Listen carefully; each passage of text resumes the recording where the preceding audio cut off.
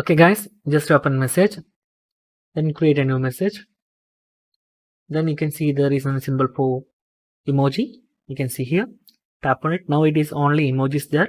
If you want stickers, now stickers are trending. So if you need to turn on the feature in iPhone, okay, open settings, go to general, then select keyboard, then scroll up. At the end, you can see the stickers is here, emoji sticker. Just tap on it. Now it is turned on.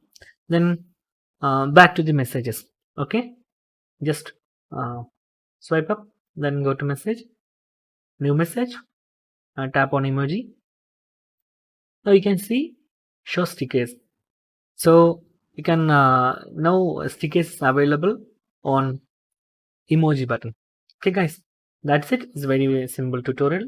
If you need any other Android or iPhone, PC, Mac tutorial, just comment below.